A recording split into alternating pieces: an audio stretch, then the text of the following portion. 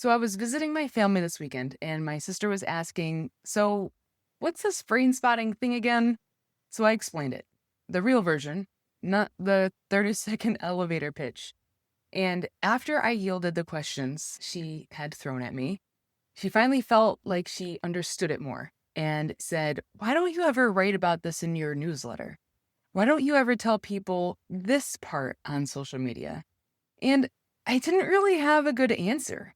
I talk about the results of brain spotting constantly, the shifts, the breakthroughs, the "I don't know what happened, but something's different" texts I get from people that I work with. But what I don't do is explain the thing itself, what it is, and what it's actually doing in there. So that's what this issue is about. I am dumping everything I've got. Some of it's going to get a little nerdy, so stay with me because I promise that it's going to make sense by the end.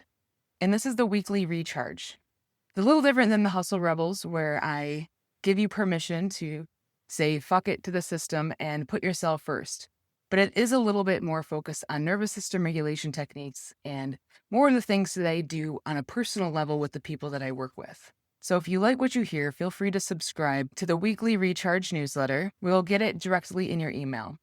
Otherwise, let's just keep going. So what is brain spotting? Think of your brain like a building. Your neocortex is the front desk, the part that's greeting people, answering emails, remembering to grab milk on the way home, and keeping you organized enough to function. It's essential. You definitely need it. But it has no idea what is going on with the wiring behind the walls. It has never been built to speak that language. Brain spotting is about getting past that front desk and into the wiring, down into the subcortex, the older, deeper part of the brain that doesn't run on language at all, which is exactly why you can't talk your way into it. It doesn't understand words. It understands sensation, emotion, somatic experience. And being the neuro geek I am, this was the intriguing part when I first learned it. Your eyes are wired directly into that deeper system. There's a whole network running from behind your retina straight into your nervous system. And where your eyes land or gaze upon can actually reveal what's happening underneath in real time. That specific eye position is called a brain spot or gaze spot. When you find it or hold it, you're basically sitting right on top of what's called a physiological capsule. So basically a place where a stuck or traumatic experience got filed away into the body, not just the mind, and just never fully finished processing. That's the whole premise. This isn't a modality where you talk your way through a breakthrough. It's one where your body shows you where that breakthrough is stored, and you sit with it until it moves. Okay, and here's the nerdy part, and where I kind of get a little more excited. So brain spotting works through the right side of the limbic system, which connects straight down into the brainstem, the oldest, most primitive part of your brain. And that's not a small detail. It means that this work is physiological before it's ever psychological. What's in the brain is in the body, and what's in the body is in the brain. You can't separate the two, so brain spotting doesn't try to. That limbic system is running your instincts, your emotions, your creativity, even what some would call your spirituality, quietly underneath the version of you that's replying to emails and driving the carpool. None of it is fixed in place. Your brain is constantly rewiring itself through neuroplasticity and neurogenesis, which is just a fancy way of saying that neurons that fire together wire together. So every time you feel a certain fear or shrink in a certain room or even reach for food the same way at the same time of night, you're not imagining a pattern. You're reinforcing an actual wired pathway, literally. So in a session, the goal gets very specific. Engage the parts of the brain actually doing the regulating and get out of the way the parts that aren't. In brain terms, that means working with the agranular isocortex and allocortex. Those are the regions that are tied to your ongoing emotional and physiological regulation, while bypassing the granular isocortex, which is the part responsible for language, executive function, and higher order thinking. That part sounds important, and it is, but it has nothing to do with regulating your nervous system. So it's not in the room for this work. It doesn't need to be. There's also a visual and tactile piece happening too, through a structure called the superior colliculi. And when we bring in bilateral sounds, which is tones alternating back and forth in your ears, you get an auditory piece on top of that. All of that is working together and helps bring your sympathetic and your parasympathetic nervous system into coherence.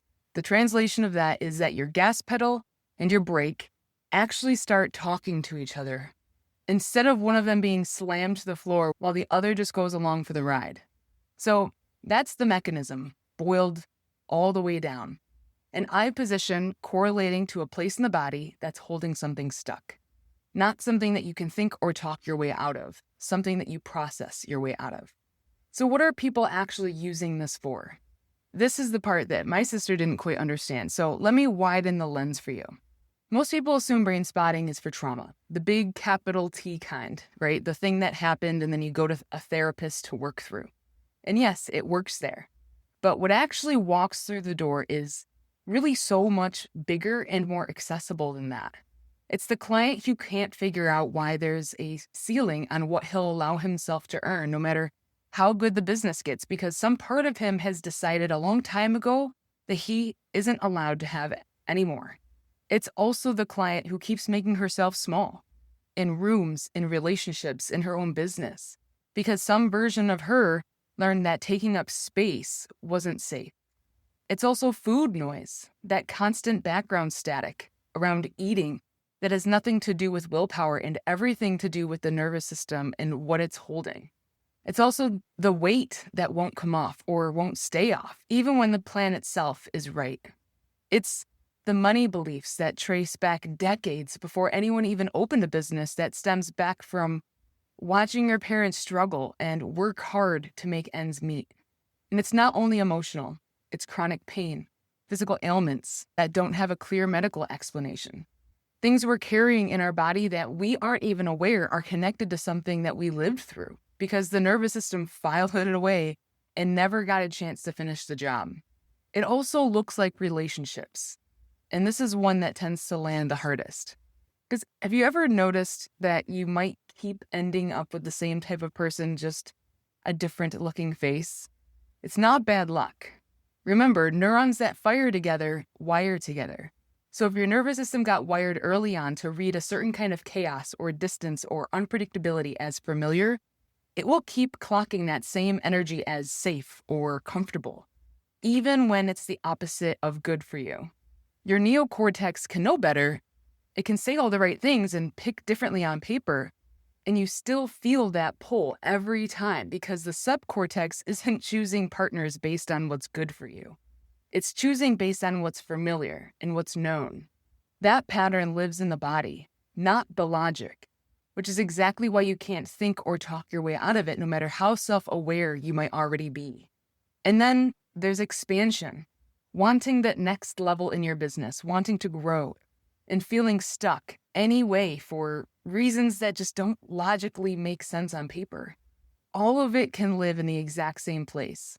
The subcortex doesn't sort your problems into neat little folders. It just holds what it's holding, whatever that happens to be, wherever that happens to be in your body. I'm also running a promotional rate for brain spotting sessions through the end of the month of July, which is the next few days. So reach out before August 1st and we can get you locked in for your first session at the promotional rate. And then this week's practice is going to be the notice and hold. It's not a full brain spotting session. That's something that you do with a trained practitioner because of how deep it can go. But you can start building the awareness that makes that work possible on your own right now. So I want you to think of something that's been sitting heavy, a stuck point, a worry, a place that you feel small. I don't want you to dive into the story. I just want you to be present with it. And then I want you to let your eyes settle somewhere. Don't search for the right spot. Just notice where they may land and stay there. And then I want you to do a body scan from head to toe. Where might you feel it? Do you feel a tight chest, a clenched jaw, a heavy stomach? Wherever it might show up, I want you to stay with the eye position and the body sensation together for 60 to 90 seconds. There's no fixing, no narrating. I just want you to notice.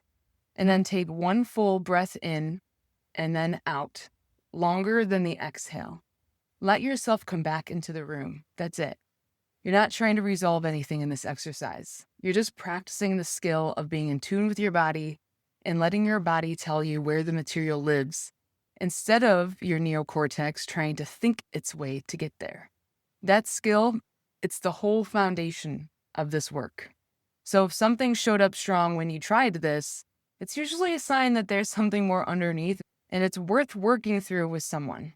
So it's exactly why I've built in Brainspotting sessions into the Burn the Blueprint Identity Reset, which the first week is always free for you guys. So you can grab that in the show notes. And if you feel called to schedule a Brainspotting session, that link is also down there in the show notes. And if you want the promotional rate, just reach out to me and we can schedule that. And in case you missed this week on Hustle Rebels, last week's episode with Lizzie Pennock dug into why high achievers feel guilty for resting, how patriarchy shapes our relationship to productivity, and what it actually means to be ambitious about balance. I love that she had said that. If you've ever felt like you have to earn your own rest, this episode is going to be a great one for you. And you can go ahead, you can watch it on YouTube, or you can listen on all of your favorite podcast platforms. And then this week, I'm releasing an episode with Ryan Severson as part of the Toolbox, our series where we sit down with people doing real work in this space and dig into the one tool that you can actually use yourself. Ryan burned himself all the way to the ground, building a business on the side of a full-time job. And what came after that was 7 years of fighting Lyme disease and mold illness. Now he runs his own company called Sublime, and he digs into genetic markers and root cause working with people navigating that same territory. It's proof of exactly what I keep coming back to, which is what gets stored in the body doesn't stay quiet forever. And if you're new here feeling nostalgic, you can always hop on to the link in the show notes and read the previous newsletters as well. If this is the first time this actually made sense around brain spotting, do me a favor, send it to the person who has asked, what is even brain spotting anyway? And never got a true answer. 'Cause that's how my sister got hers. In the meantime, we'll see you guys next week.